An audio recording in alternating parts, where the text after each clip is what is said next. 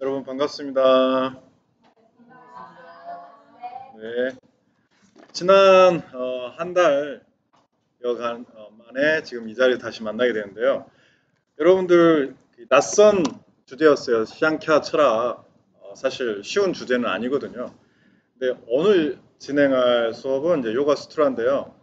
이제 카톡을 통해서 오늘 볼 요가 수트라 정수만 제가 추려봤는데 사실 시앙캬를 이해를 해야 요가 수트라를 또 볼 수도 있어요. 그래서 어떤 의미에서 한 달 전은 오늘을 위한 시간이었고 오늘 요가 수트라 전체를 또 이해하는 건 또 현실적으로 불가능하죠. 제가 요가 수트라와 요가 수트라 주석을 여러 차례 이렇게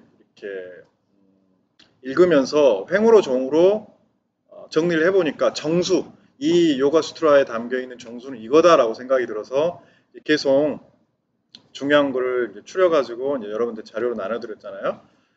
그래서 오늘은 이제 지난번처럼 세 꼭지로 진행할 생각입니다. 첫째 꼭지는 제가 준비한 자료를 여러분께 설명을 드리고, 두 번째 꼭지는 실제 이 내용을 실습을 해보는 거예요. 어려운 건 아닌데, 누가 리드를 하느냐에 따라서 여러분들이 실제 이 요가 수트라에 담겨 있는 내용을 몸으로 체화를 해가는 거죠. 그리고 세 번째 꼭지, 마지막 시간에는 질의응답을 갖겠습니다. 모두들 질문 한 개씩을 준비해 해 오셨으면 준비해 온 질문을 하시고, 혹은 수업 관련해 가지고 질문하실 게 떠오르면 그때 같이 해주시면 될 것 같아요. 자, 그러면 본격적으로 요가 수트라 내용으로 들어갈 텐데요. 지난 샹캬에서 얘기했던 개념들을 조금 해고해 보죠. 자, 순수 정신. 그리고 그 순수 정신과 별개로 맨 위에 그 제가 박스에 담아놨잖아요. 한쪽에는 순수 정신이 있고 한쪽에는 근본 물질, 마음, 아만, 의식 뭐 이렇게 써놨잖아요. 자, 이 두 개의 이원화된 이 세 개의 해석을 토대로 요가 수트라도 내용이 전개됩니다. 그래서 이런 개념들에 대해서 여러분이 친숙하신 게 좋고 또 한편으로 지난 특강 때 했던 얘기를 여러분들이 조금 다시 이해하는 차원에서 설명을 드리자면 이런 거예요. 음, 우리는 내가 바라보는 세계가 있어요. 기본적으로 내가 바라보는 세계, 그러니까 다시 말하자면 세계와 나라고 하는 이원화된 시각을 가지고 세상을 살죠. 상캬 철학에서 특히 요가 수트라에서도 기본적으로 그 관점을 중요시합니다. 그러니까 내 너머에는 뭐가 있어요? 여러분 너머에는 뭐가 있어요? 이 세계가 있죠, 세계. 여러분이 살고 있는 세계. 그 세계를 구성하는 다양한 요소들은 이 공간에 배치되어 있는 뭐 다양한 사물들도 있을 수 있고.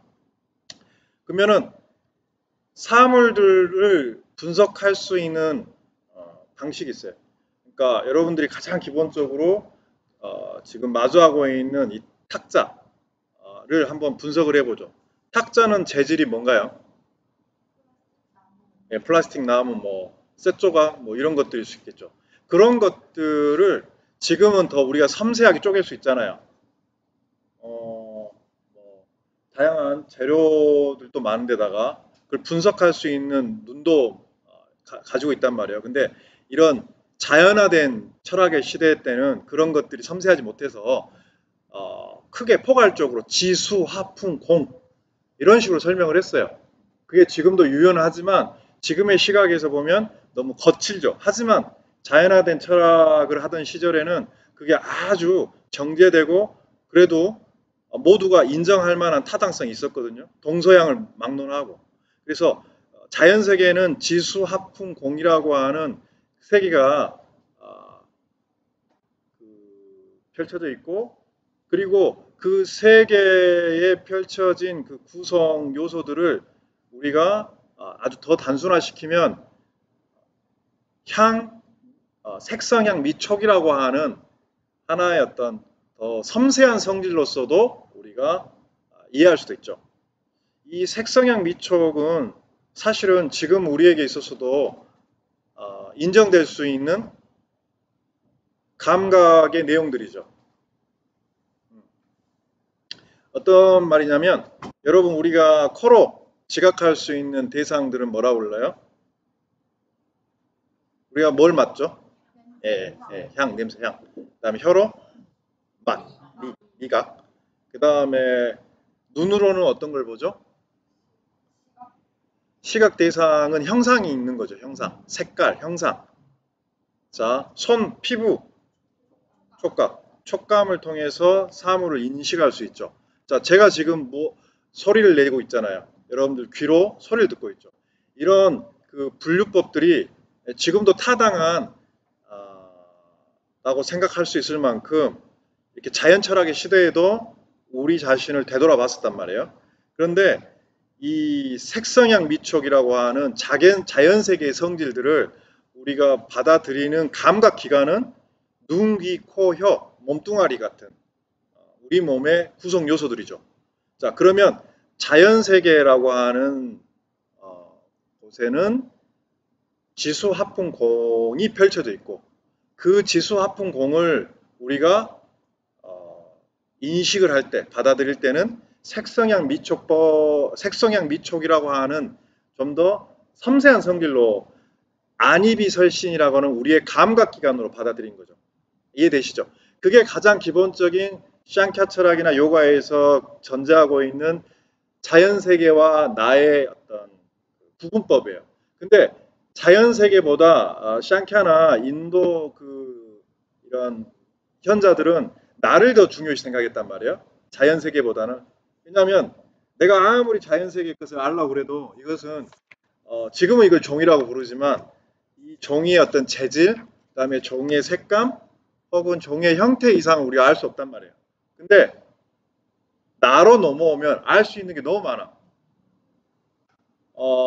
그러다 보니까 눈, 귀, 코, 혀, 몸뚱아리라고 하는 그런 생물학적 토대 안에 있는 사유 또는 의식 활동에 대한 좀 더 섬세한 분석을 해요.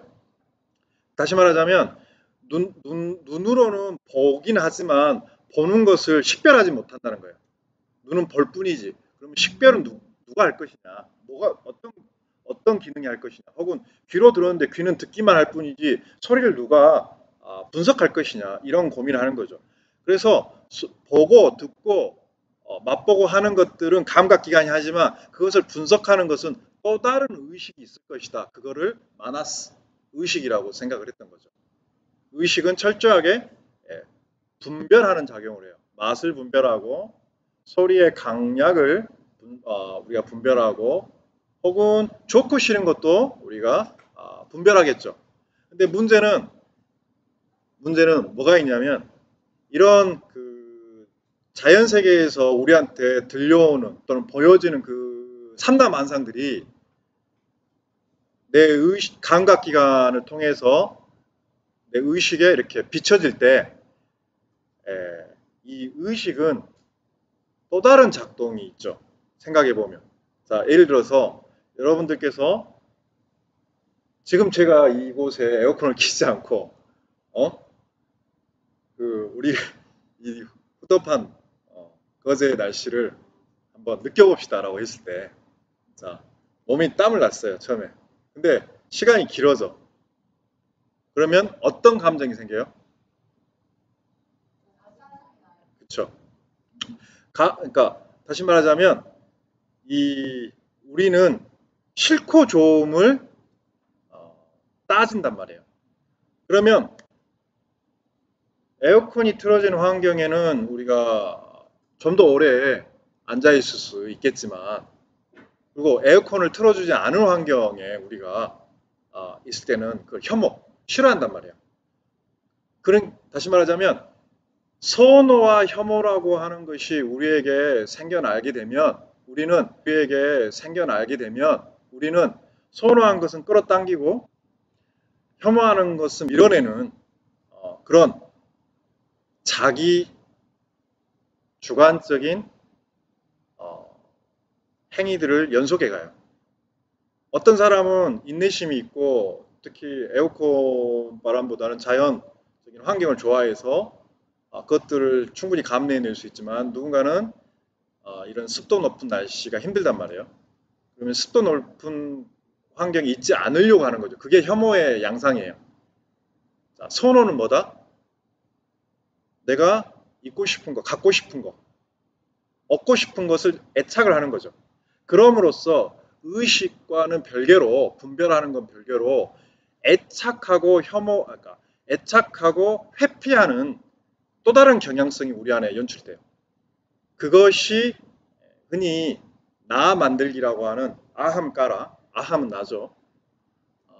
여러분들이 만트라 중에 소함 하죠. 소함 만트라 해보셨나요? 아직? 소함. 그러니까 아함은 1인칭 대명사예요. 나예요. 소는 이제 3인칭이니까 그것이 나다. 그 만트라 뜻은 소함, 소함, 소함, 소함 하는 그 만트라가. 근데 그 아함을 만들어, 나를 만들어. 그게 뭐다? 아만. 내가 고집되는 거죠. 그러니까 자연 세계가 나와 이원화돼서 나와 차별화돼서 펼쳐져 있는데 나를 좀 더 생물학적으로 분석하고 다시 그 생물학적인 분석에서 하나 더 들어가서 의식적인 차원에서 분석을 해봤더니 좀 더 나를 고집하는 경향성, 아만이라고 하는 아주 특별한 인식 기능이 우리한테 있는 거예요. 그러면 그 인식 기능이 결국은 활동할 때마다 애착과 어떤 혐오 또는 그것을 피하려고 하는 어떤 행동을 했을 때마다 그 모든 흔적들이 어딘가에는 축적이 되지 않을까요? 여러분? 우리는 어쩌면 지금은 신경과학의 시대에 살다 보니까 이 뇌에 이렇게 저장된다고 생각을 해요. 근데 이 시대에는 그런 섬세한 분석보다는 자연 철학의 시대였기 때문에 그것이 마음의 또 다른 특수한 기능으로서 모든 나의 행위의 인상들이 축적될 것이다, 남을 것이다 라고 생각을 했던 것 같아요. 그게 요가 철학에서는 마음이라고 부르고 쌍캬 철학에서는 붓디라고 불러요. 같은 내용인데 이제 서로 다른 용어를 쓰는 거죠. 근데 이제 독특하게도 여기서 핵심이 뭐냐면 자 봐보세요. 지금까지 저희가 마음에 대해서 계속 얘기를 했어요. 마음에. 그리고 우리 너머에 있는 세계는 자연 세계라고 했고 그런데 여러분 우리가 자연 세계의 것을 알려면 자연 세계의 것이 우리 마음으로 들어오려면 자연 세계와 우리는 성질이 다르거든요. 내 의식은 심리적인 것이고 자연 세계의 것들은 물리적인 거란 말이에요. 따지고 보니까. 그래서 전통적으로 물리적인 것이 어떻게 정신에 관여를 하느냐라는 문제를 가지고 서구 철학사 안에서도 그리고 인도 지성사 안에서도 끊임없이 좀 다툼이 있었던 것 같아요. 그런데 독특하게도 샹캬나 요가 전통에서는 우리가 마음이라고 생각했던 것들이 의식이라고 했던 것이 또는 나를 주장하고 나를 고집하고 나를 애착하는 정신의 특수한 기능이 결국은 근본 물질의 변형이라고 주장을 해버려요. 그러면 아까 우리가 잠깐 얘기했던 딜레마. 어떻게 물질적인 것이 정신적인 것에 관여를 하지? 혹은 물질적인 것을 정신이 어떻게 알 수 있지? 라는 딜레마가 이 방식에 의하면 물질에 의해서 통일이 되어버리기 때문에 그런 난점은 비껴가는 거죠. 하지만 실제 우리가 경험하고 있는 모든 세계의 양상이라고 하는 것은 물질, 근본 물질의 변형이기 때문에 결국은 돌아갈 것이 우리 맨 끝에 있는 지수화풍 공해의 자연세계가 아니고 내가 나를 고집하고 있는 정신의 경향성도 아니고 또는 그런 흔적들을 축적해놓은 마음도 아니고 결국은 그것들이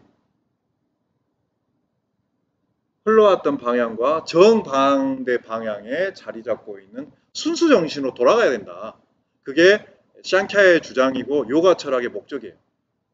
그래서 여러분들한테 지난 샹캬 철학을 소개하면서 말씀드렸던 내용에 대해서 다시 한번 소개를 해드렸고, 또 하나 이제 그 관점에서 방금 말씀드렸던 자연세계에 펼쳐진 지수화풍공, 그리고 내 안에 있는 의식과 아망과 나를 고집하는 경향성과 그 행위의 모든 의식활동의 모든 흔적들이 온전히 기록되어 있는 남아있는 마음이라고 하는 우리 정신 또는 의식 일반에 관한 얘기를 이제 요가 수트라를 통해서 해보겠습니다.